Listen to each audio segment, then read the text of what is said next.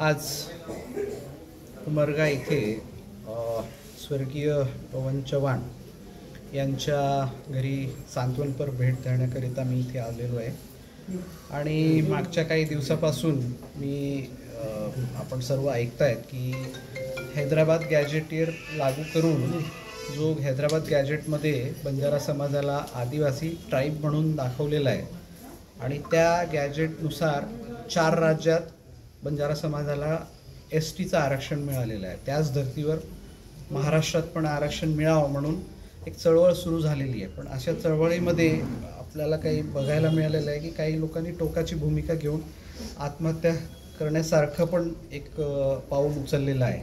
सर्वप्रथम तर मी सर्वांना एवढंच सांगतो की शासन म्हणून असेल किंवा एक समाजाचा प्रतिनिधी म्हणून असेल, तिथे सकारात्मक सर्वच काही विचार तिथे आपण करतोय.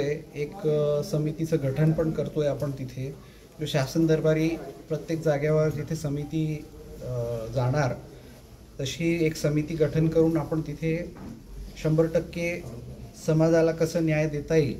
आणि याच्यात एक समजायची गोष्ट अशी आहे की कुठल्याही समाजाला दुसऱ्या समाजाला त्याला कुठलाही आरक्षणाला हात न लावता, धक्का न लावता, म्हणजे आमचं म्हणणं आहे की ST प्रवर्गात म्हणजे अनुसूचित जमातीमध्ये त्या सूचीमध्ये टाकून त्याच्यात वेगळं आरक्षण हा बंजारा समाजाला देण्यात यावं, म्हणजे ते मूळ ST मधल्या लोकांना तिथलं त्यांच्या आरक्षणाला धक्का न लागता.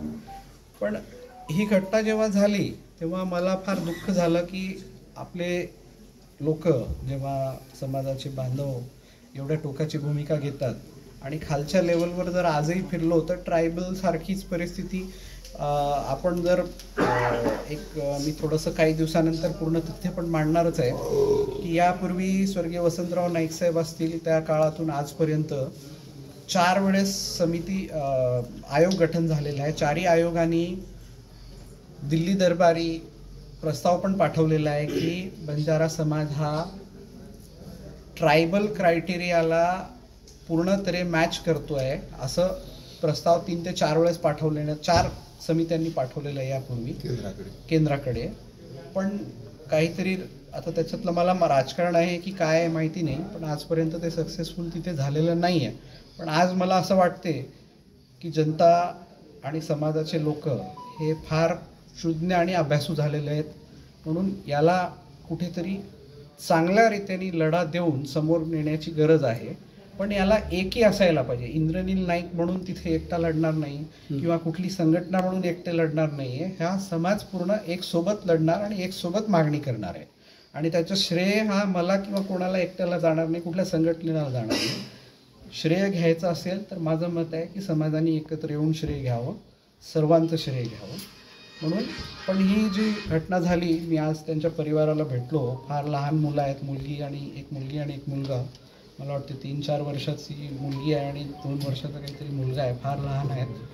तर अशा लोकांना एक आव्हान पण मी असं करतोय की ही टोक्याची भूमिका घेऊ नका. तिथे शासन आहे, शासनात लोकप्रतिनिधी आहे, विरोधी पक्षात लोकप्रतिनिधी आहेत आणि काही संघटना आहेत. हे मिळून तिथे काही दिवसापूर्वी संजय राठोड साहेबांनी एक बैठक घेऊन आम्ही तिथे समितीचं गठन करायचं पण ठरवलेलं आहे.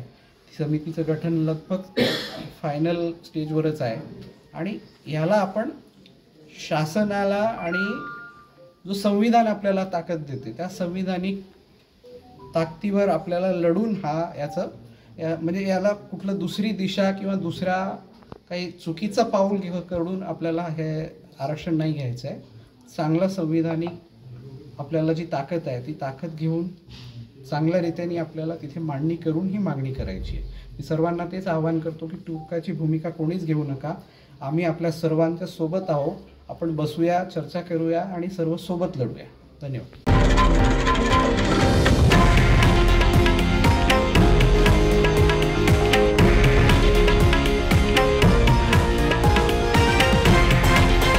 हे आहे देशातील नंबर 1 न्यूज नेटवर्क आणि आपण पाहत आहात TV9 मराठी, एकमेव.